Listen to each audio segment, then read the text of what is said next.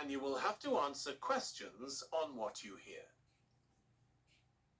There will be time for you to read the instructions and questions, and you will have a chance to check your work. All the recordings will be played once only. The test is in 4 sections. At the end of the test, you will be given 10 minutes to transfer your answers to an answer sheet. Now turn to section 1.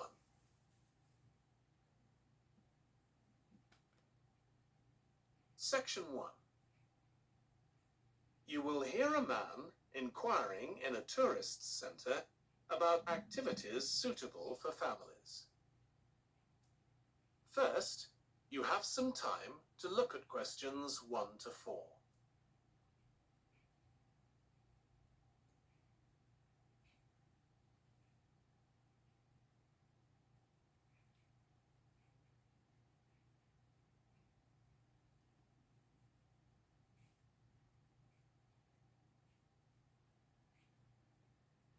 You will see that there is an example that has been done for you. On this occasion only, the conversation relating to this will be played first. Hi, can I help you? I'd like to find out if you have any excursions suitable for families. Sure. How about taking your family for a cruise? We have a steamship that takes passengers out several times a day. It's over 100 years old.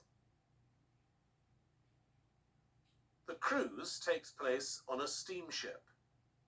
So steamship has been written in the space. Now we shall begin. You should answer the questions as you listen, because you will not hear the recording a second time. Listen carefully and answer questions 1 to 4. Hi, can I help you? I'd like to find out if you have any excursions suitable for families. Sure. How about taking your family for a cruise? We have a steamship that takes passengers out several times a day. It's over 100 years old. That sounds interesting. How long is the trip? About an hour and a half. And don't forget to take pictures of the mountains. They're all around you when you're on the boat, and they look fantastic. Okay. And I assume there's a cafe or something on board? Sure. How old are your children? My daughter's 15 and my son's 7. Right. Well, there are various things you can do once you've crossed the lake to make a day of it. One thing that's very popular is a visit to the country farm. You'll met off the boat by the farmer, and he'll take you to the holding pens where the sheep are kept. Children love feeding them. My son would love that. He really likes animals. Well, there's also a 40-minute trek round the farm on a horse if he wants. Do you think he'd manage it? He hasn't done that before. Sure, it's suitable for complete beginners. Good. And again, visitors are welcome to explore the farm on their own, as long as they take care to close gates and so on. There are some very beautiful gardens along the side of the lake, which also belong to the farm. They'll be just at their best now. You could easily spend an hour or 2 there. Okay, well, that all sounds good. And can we get lunch there? Okay, wait You 1 can. second. And it's very good, though it's not included in the basic cost. You pay when you get there. Right. Okay,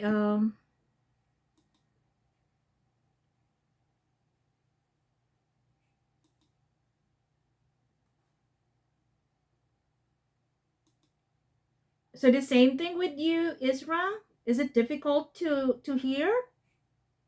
Yes, teacher, I have the same problem. Oh my goodness, what happened to this audio again? Okay.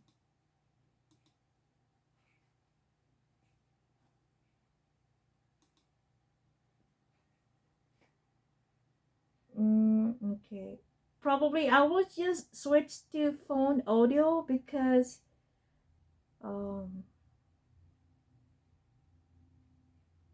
let me see the audio settings first. Yeah, everything is okay. It has been maxed out.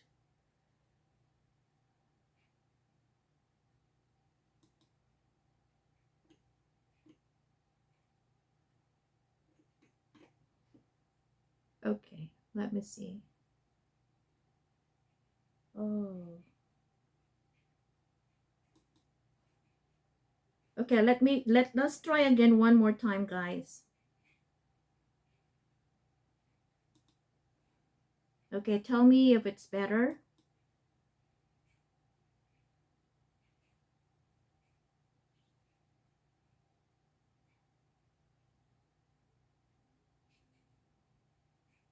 Okay, what do you think, guys? It's still the same? It's still laggy. Oh.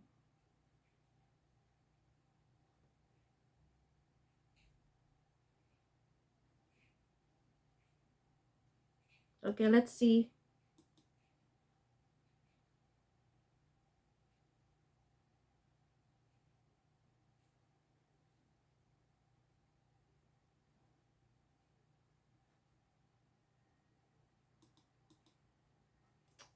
Oh my God. Okay. Let us try this one more time.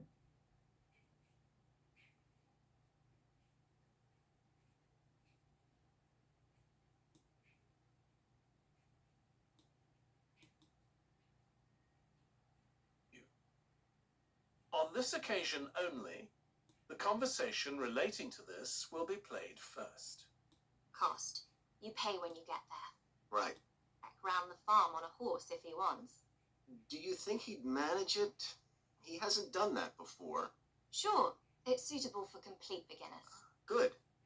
And again, visitors are welcome to explore the farm on their own, as long as they take care to close gates and so on. There are some very beautiful gardens along the side of the lake, which also belong to the farm. They'll be just at their best now. You could easily spend an hour or two there. Okay, well, that all sounds good. And can we get lunch there? You can, and it's very good, though it's not included in the basic cost. You pay when you get there. Right. Before you hear the rest of the conversation, you have some time to look at questions 5 to 10.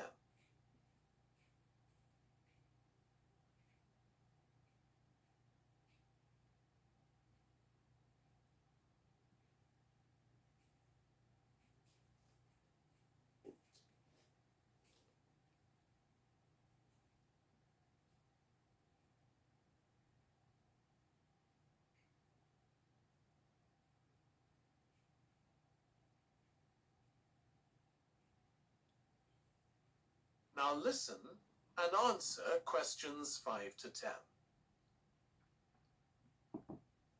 So, is there anything else to do over on that side of the lake? Well, what you can do is take a bike over on the ship and then go on a cycling trip. There's a trail there called the Back Road. You could easily spend 3 or 4 hours exploring it, and the scenery's wonderful. They'll give you a map when you get your ticket for the cruise. There's no extra charge. What's the trail like in terms of difficulty? Quite challenging in places. It wouldn't be suitable for your 7-year-old. It needs someone who's got a bit more experience. Well, my daughter loves cycling, and so do I, so maybe the two of us could go, and my wife and son could stay on the farm. That might work out quite well. But we don't have bikes here. Is there somewhere we could rent them? Yes, there's a place here in the city. It's called Ratcheson's. I'll just make a note of that. How do you spell it? Ratchesons.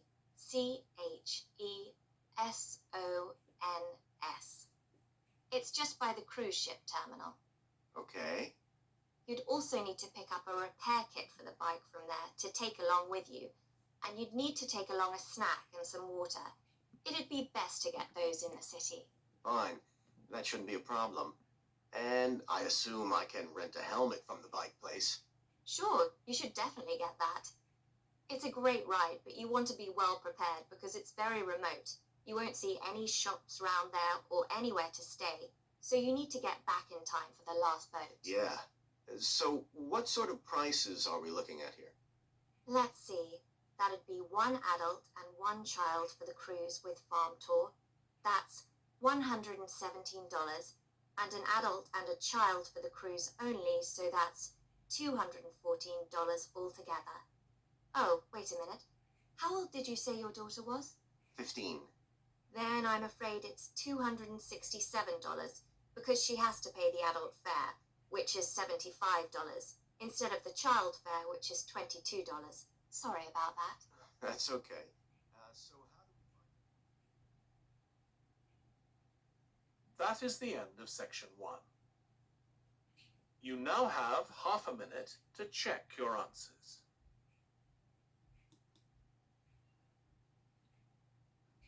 Okay, guys, is it better now? Can you hear it better? For me, it's Okay, so here's section 2 now.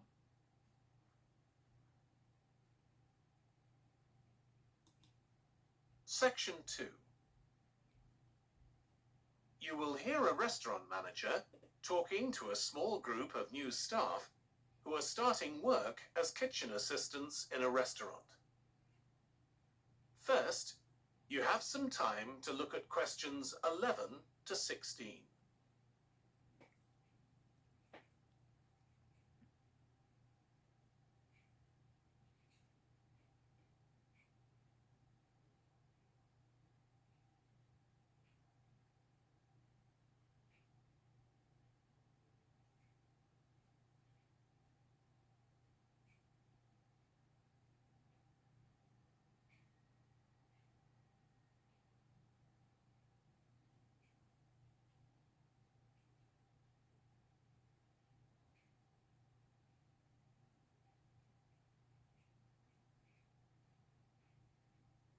Now listen carefully and answer questions 11 to 16. Good morning, everyone. My name's Joy Parkins, and I'm the restaurant manager. And I understand that none of you have had any previous experience as kitchen assistants. Well, you might be feeling a bit nervous now, but most of our kitchen assistants say they enjoy the work. Okay, they might get shouted at sometimes, but it's nothing personal. And they're pleased that they have so many different things to do, which means they never get bored. And I'll tell you straight away that if you do well, we might think about moving you up and giving you some more responsibility. Right, well, you've all shown up on time, which is an excellent start. Now, I'm glad to see none of you have unsuitable footwear, so that's good. You need to be careful as the floors can get very wet and slippery. Those of you with long hair have got it well out of the way, but some of you will need to remove your rings and bracelets. Just put them somewhere safer today, and remember to leave them at home tomorrow, as they can be a safety hazard. Now, it's going to be a busy day for you all today. We don't have any tables free for this evening, and only a few for lunch. Fortunately, we've got our head chef back. He was away on holiday all last week, which meant the other chefs had extra work. Now, I'll tell you a bit more about the job in a minute, but first, some general regulations. For all of you, whatever your age, there's some equipment you mustn't use until you've been properly trained, like the waste disposal system, for example, for health and safety reasons. Then I think there are 2 of you here who are under 18. That's Emma and Jake, isn't it? Right. So for you 2, the meat slicer is out of bounds, and of course none of you are allowed to use the electric mixer until you've been shown how it works. Now, you may have heard that this can be a stressful job, and I have to say that can be true. You'll be working an 8-hour day for the first week, though you'll have the chance to do overtime after that as well if you want to. But however long the hours are, you'll get a break in the middle. What you will find is that you're on your feet all day long, lifting and carrying. So, if you're not fit now, you soon will be. You'll find you don't have much chance to take it easy. When someone tells you to do something, you need to do it straight away. But at least we do have a very efficient air conditioning system compared with some kitchens. Before you hear the rest of the talk, you have some time to look at questions 17 to 20.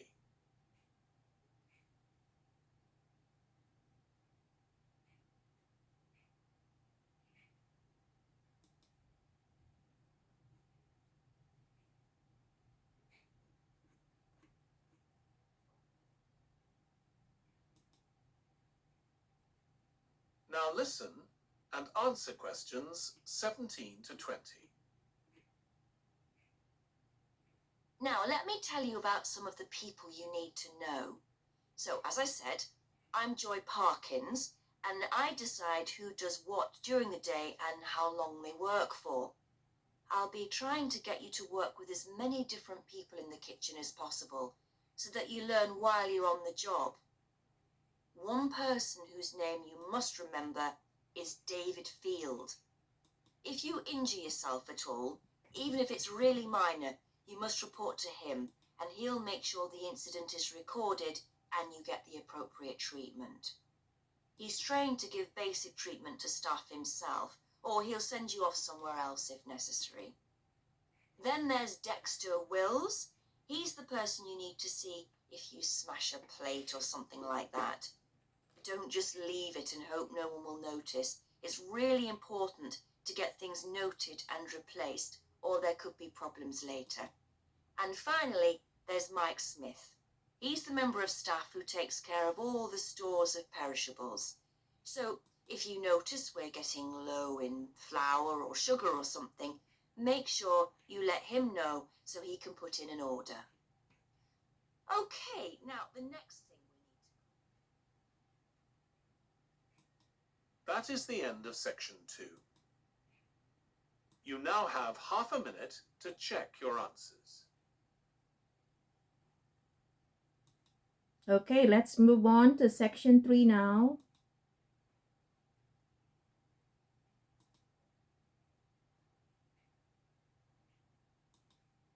Section 3. You will hear two students called Trudy and Stuart, who are both studying to be librarians, discussing a paper that they are going to write together. First, you have some time to look at questions 21 to 23.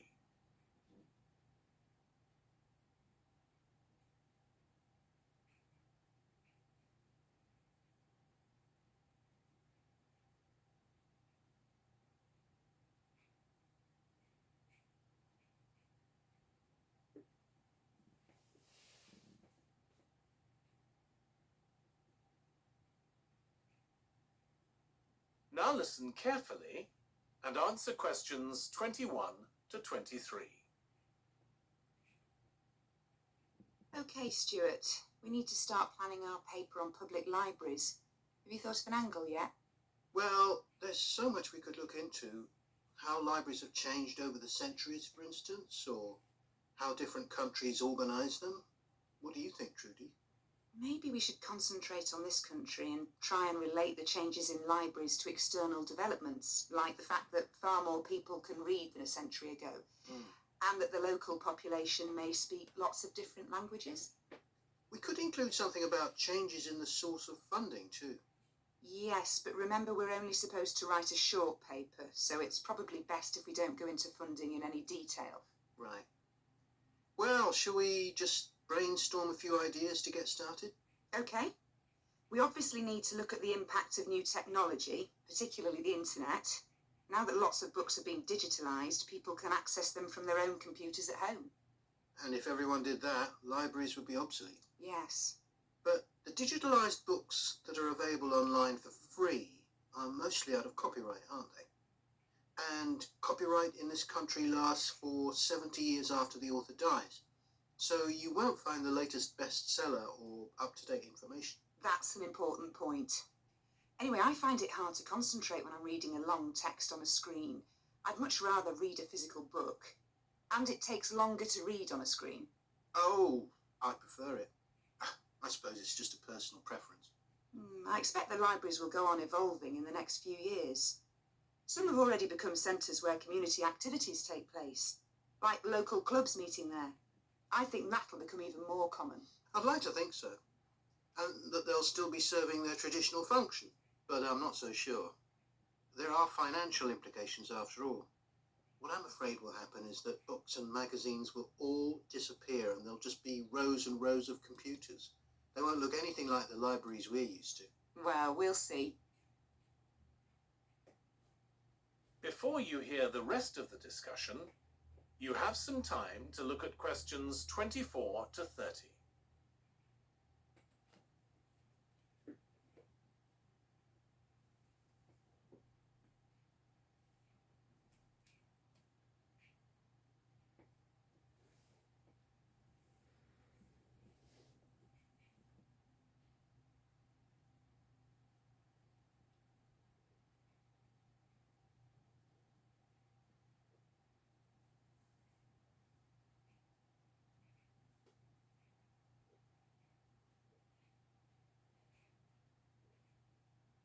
Now listen and answer questions 24 to 30.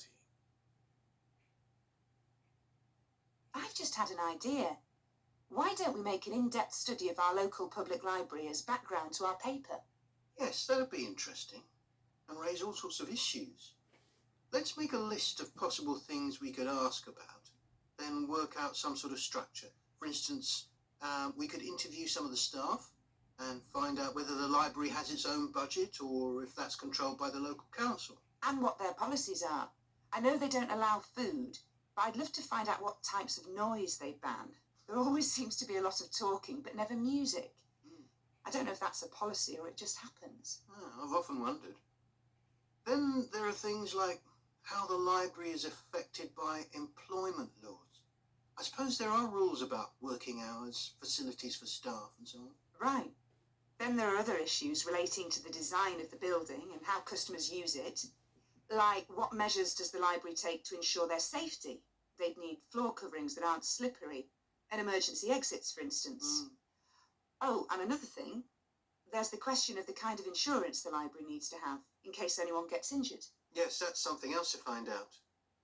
You know something I've often wondered? What's that? Well, you know they've got an archive of local newspapers going back years.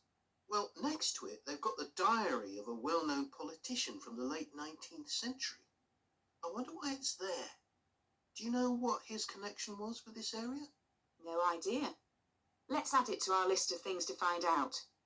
Well, I've just thought, you know, people might ask in the library about local organisations like sports clubs.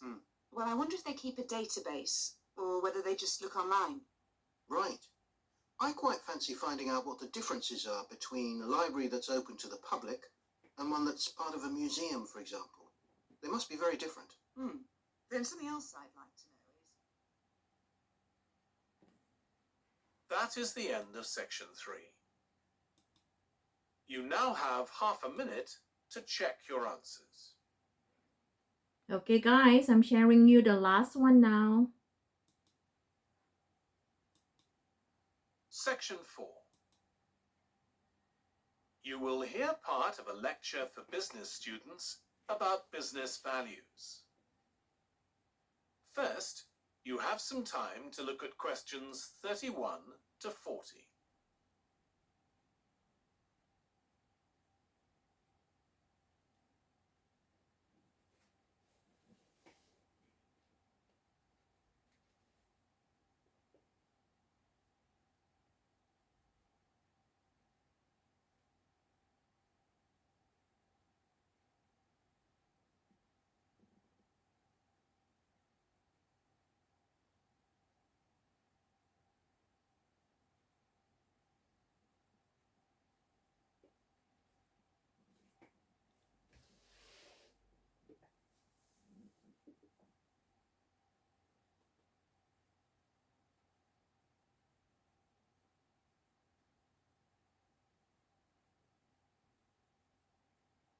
Now listen carefully and answer questions 31 to 40.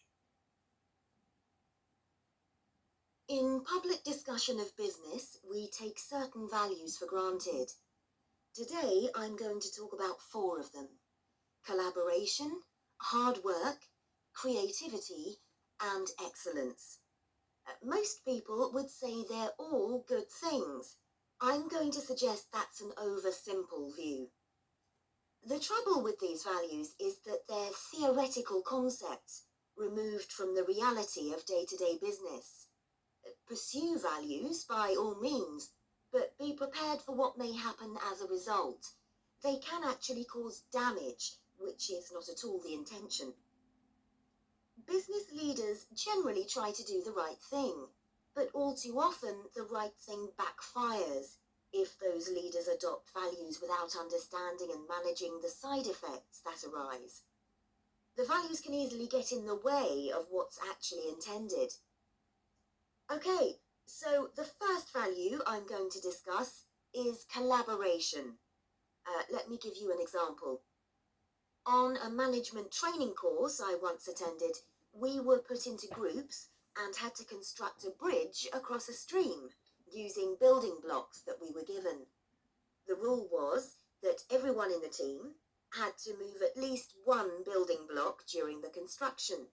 This was intended to encourage teamwork. But it was really a job best done by one person. The other teams tried to collaborate on building the structure and descended into confusion, with everyone getting in each other's way. Our team leader solved the challenge brilliantly. She simply asked everyone in the team to move a piece a few centimetres to comply with the rule, and then let the person in the team with an aptitude for puzzles like this build it alone. We finished before any other team. My point is that the task wasn't really suited to team working, so why make it one? Teamwork can also lead to inconsistency, a common cause of poor sales. In the case of a smartphone that a certain company launched, one director wanted to target the business market, and another demanded it was aimed at consumers. The company wanted both directors to be involved, so gave the product a consumer-friendly name, but marketed it to companies. The result was that it met the needs of neither group. It would have been better to let one director or the other have his way, not both.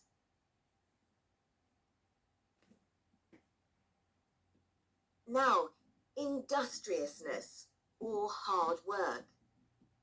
It's easy to mock people who say they work hard.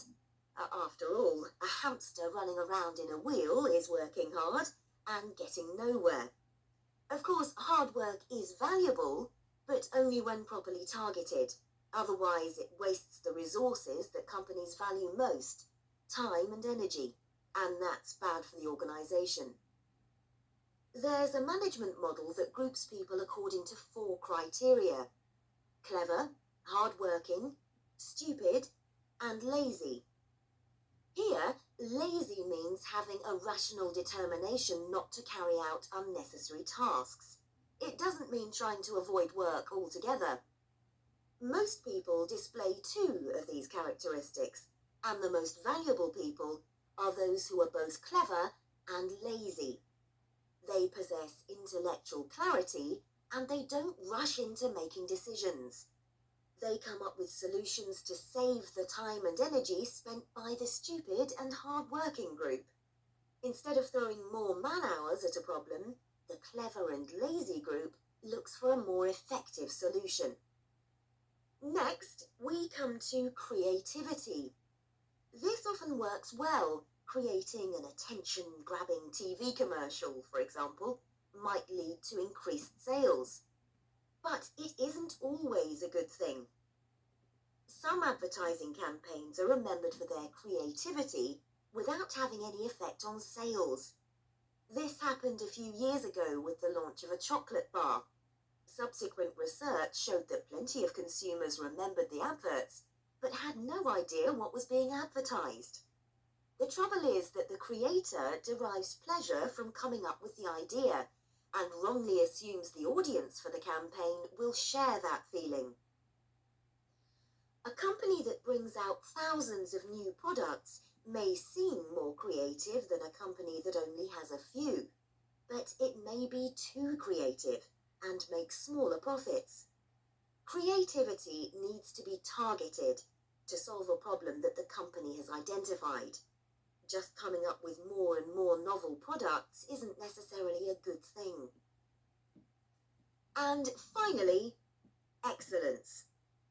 We all know companies that claim they strive for excellence, but it takes a long time to achieve excellence. In business, being first with a product is more profitable than having the best product. A major study of company performance compared pioneers, that is, companies bringing out the first version of a particular product, with followers, the companies that copied and improved on that product. The study found that the pioneers commanded an average market share of 29%, while the followers achieved less than half that, only 13%, even though their product might have been better. Insisting on excellence in everything we do is time-consuming, wastes energy, and leads to losing out on opportunities. Sometimes second-rate work is more worthwhile than excellence. Make sure it's excellent sounds like a good approach to business, but the just get started approach is likely to be more successful. That is the end of section 4. You now have half a minute to check your answers. Okay, now guys, you have to check your work and let me know how many mistakes or correct answers you got.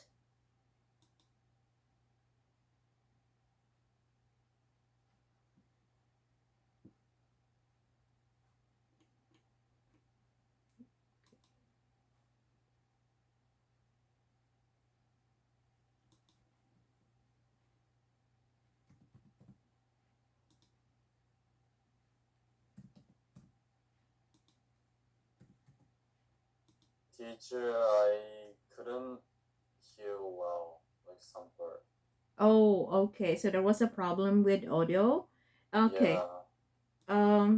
But did you try to like turn up the volume of your computer or laptop or whatever you use? Did you try to turn it up? The volume? Yeah, I try. Okay. What about you ladies? The same? Like all the listening? You think it was a problem from 1 to like 1 to 2? 1 to 4, I should say. Oh, okay. So, okay. What about you, Isra? Was it a problem all throughout? Yeah, from 3 to 5. Oh no. Okay. Okay, but anyway, I already sent you the answer. Can you please try to mark? And I'm sorry again about that. Let me see. Okay, thank you. Yeah.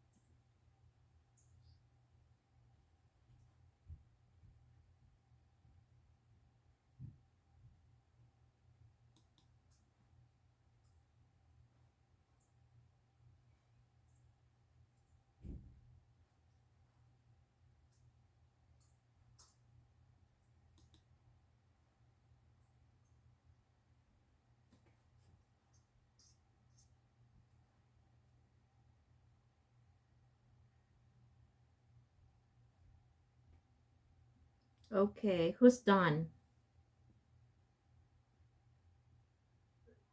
I finished marking, teacher. Okay, how many did you get, Isra? Despite the 38. how many? 38. Oh, it's probably because of the bad audio. Okay, what about you, Takumi? How many did you get? 38. 38. Oh, 3-8. You got, oh, wow. Ah, okay, that's impressive. You only got 2 mistakes despite this. Okay, very good. Despite the bad audio. Okay, 8.5. Very good. Thank you. Okay, very good. Yeah, what about you, Takumi? How many did you get? I got 19. Oh, okay. It's probably because of the audio, right? Yeah.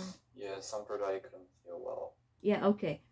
But anyway, I will send you I will share, the audio rate later to you, Takumi, and you can try it at home again.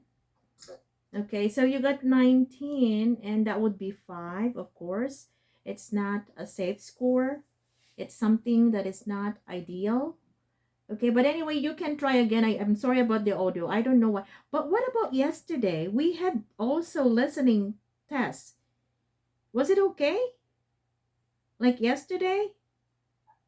Yes, it was okay. Oh, what? But today, it started to glitch during the lesson. Pardon me? What was that, Isra? The audio started to glitch or twitch Oh, yeah. during the lesson. Yeah, okay. But anyway, you got 38, so that's good. What about the listening that you did? The one that I gave. Have you done it, Isra? The one you corrected yesterday. Okay. Okay, yeah, I think you got 7.5.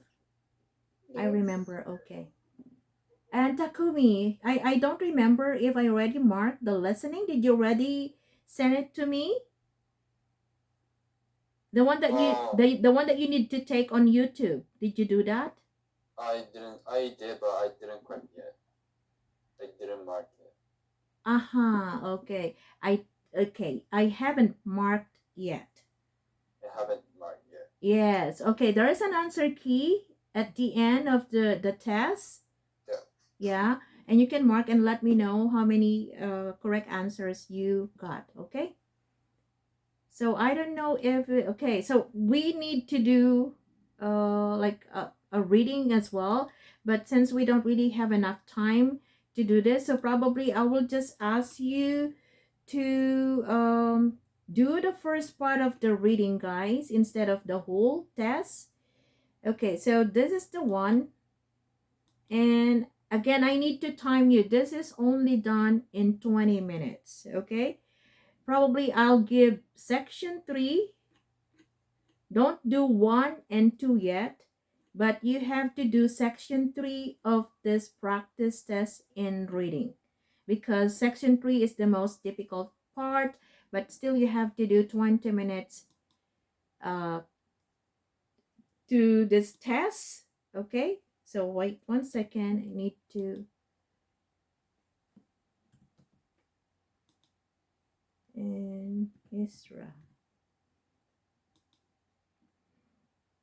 Okay, please just complete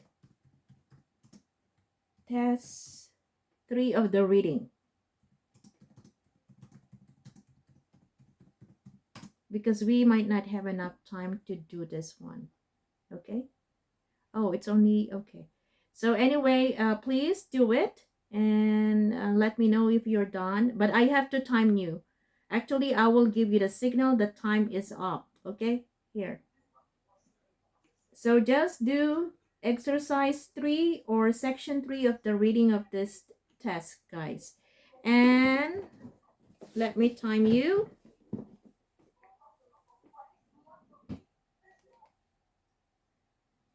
Okay. So it's already 1:25 and plus 20 minutes.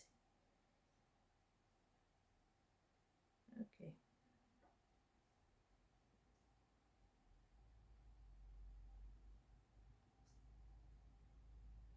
Okay, guys, your time starts now.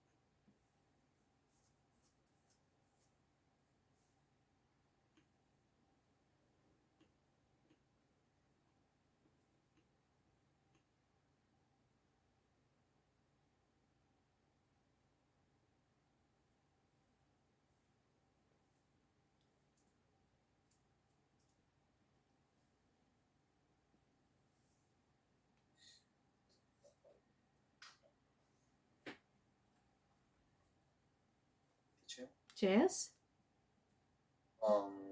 So we're gonna do only passage one, right? No. Test 3. Passage 3. Oh, okay. Yeah. The most difficult part I of was doing passage one. Sorry. yeah.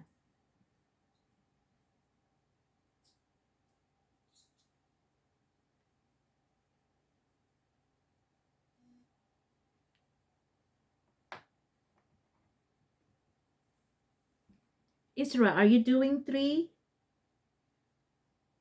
Yes, teacher. Okay.